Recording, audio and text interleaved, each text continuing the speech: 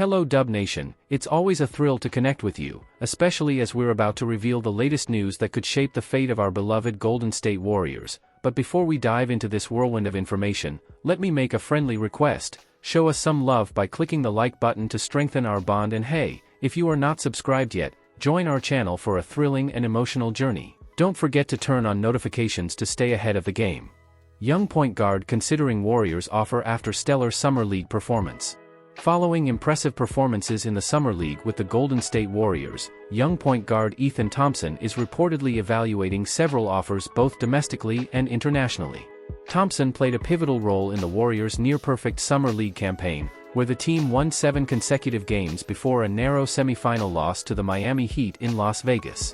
The Golden State Warriors hope to add Ethan Thompson to their G League program after his standout Summer League season.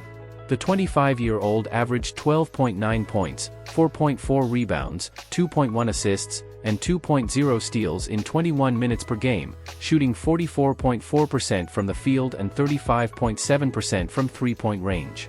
Joseph Riboiras of Primera Hora reported that Golden State has requested a transfer letter from the National Superior Basketball, BSN, to secure Thompson's services for their G League affiliate in Santa Cruz next season. After going undrafted in 2021, Thompson has spent the last 3 years in the G League, including last season with the Mexico City Capitans, where he averaged 22.8 points, 4.5 rebounds, 5.1 assists, and 1.5 steals per game. However, the Puerto Rican native is uncertain whether he wants to return to the G League, possibly with the Warriors, or accept an overseas offer, with deals in discussion in Australia, Russia, and other parts of Europe. The Warriors have liked me as a player for some time. Obviously, they will keep me on their radar, and hopefully, in the future, I can play with them or another team in the league, Thompson told Riboiras in a recent interview. Thompson is currently playing for the Manatí Bears in Puerto Rico's BSN League but has not played since May due to his Summer League experience and training sessions with other NBA teams, according to Riboiras. The Warriors have already signed Daquan Plowden to a two-way contract during the Summer League, while Jackson Rowe agreed to a training camp deal and is expected to be with Santa Cruz again next season. ChatGPT. 3 dark horse candidates to potentially break into the Warriors' starting lineup. Projecting the starting lineup and overall rotation for the Golden State Warriors this offseason is no easy task due to the mix of depth and the lack of top-tier stars on the roster. Coach Steve Kerr has already expressed his excitement for training camp, where numerous spots will be up for grabs, including a few in the starting lineup now that veteran shooting guard Klay Thompson is no longer in the picture. A trio of dark horse candidates could find themselves in the running for a starting spot with the Golden State Warriors at some point next season. Golden State boasts 12 to 14 players who could feasibly be part of the rotation, along with a plethora of options vying for more prominent roles. This depth is both a blessing and a curse, with the reality being that the Warriors likely need a consolidation trade to sacrifice some of this depth for greater star power. In the meantime, let's look at 3 players who aren't necessarily in the starting lineup right now but could emerge as such once the season begins. Buddy Hield. If the Warriors aim to match Klay Thompson's shooting output with an equivalent replacement, Buddy Hield is the obvious candidate as the league's top three-point shooter over the past 5 seasons. It's unlikely Hield will start the season as a starter, but if it becomes clear that Golden State lacks three-point threats, he could quickly be brought in despite defensive concerns that would arise with a backcourt of him and Stephen Curry. The 31-year-old has been a starter for most of his career, starting in over 65% of his 632 games over 8 years. Before last season, Hield averaged at least 15.6 points each year for 5 consecutive seasons, including a career-high 20.7 points per game in 2018-19 when he finished 4th in the Most Improved Player voting. Moses Moody. The often controversial treatment of Moses Moody may now be better understood by rival fans, with Jason Tatum's transition from a non-rotational player to a Team USA starter drawing comparisons to how Steve Kerr has used the Warriors' wing. Moody found himself out of the rotation at various points last season but also started 9 games when Golden State faced injuries. He performed well during those games, averaging 12.6 points, 3.7 rebounds, and 1.4 assists while shooting an impressive 51.9% from the field and 39.5% from three-point range. The Warriors had a 6-3 record in those games, much better than their overall record despite the small sample size. These numbers suggest that with Klay Thompson vacating the starting shooting guard spot, Moody should have a clear claim to that position. However, he will face stiff competition from young shooting guard Brandon Podziemski and free agent signee DeAnthony Melton, who are also vying for a starting role. This duo seems more likely to claim the role at this stage, particularly given the reported willingness of the Warriors to include Moody in a trade.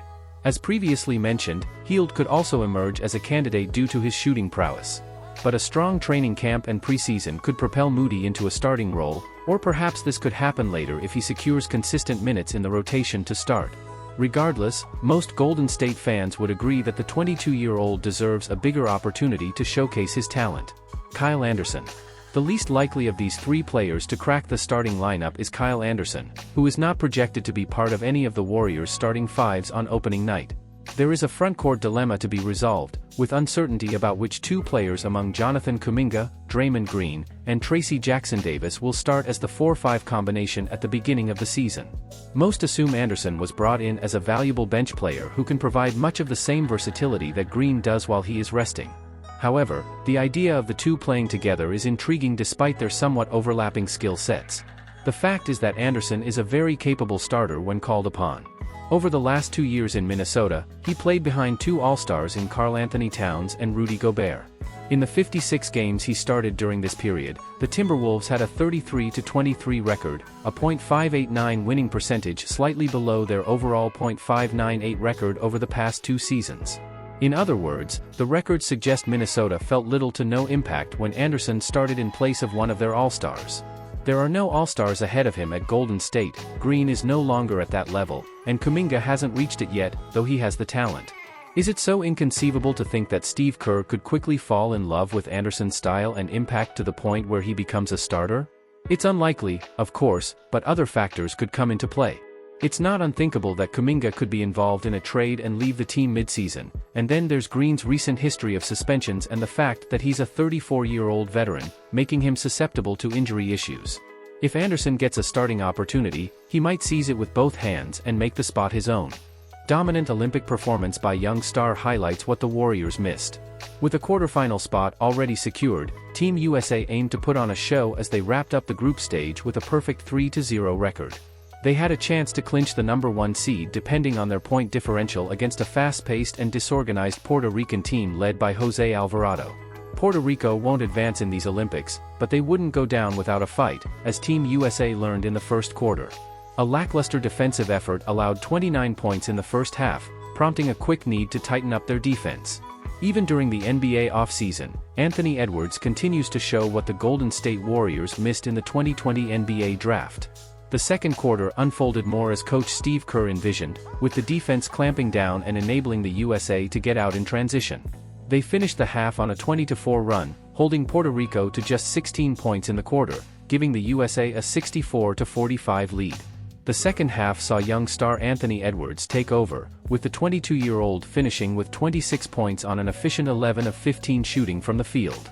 Drafted first overall in the 2020 NBA draft, Edwards is a constant source of regret for Golden State, which infamously selected James Wiseman with the subsequent pick. Most of Team USA starters didn't see the court in the fourth quarter as the game was well in hand. With a 104-83 victory, Team USA secured the top spot in Group C ahead of Serbia as they move into the quarterfinals. Following a disappointing 1-4-9 shooting performance from three-point range in the second group game against South Sudan, Warriors star Stephen Curry had another quiet game on Saturday. The 2x NBA MVP finished with 8 points, shooting 3 of 8 from the field and 2 of 6 from beyond the arc. Perhaps the FIBA line is too close for Curry, and he might benefit from stepping back to where the NBA three-point line would be. Nevertheless, there is likely still plenty of basketball to be played, as Team USA remains the overwhelming favorite for the gold medal. Everyone knows it takes just one game for Curry to catch fire, and in the end, all that matters is reaching the top of the podium, with the 36-year-old ready to do whatever it takes to finally add this achievement to his resume.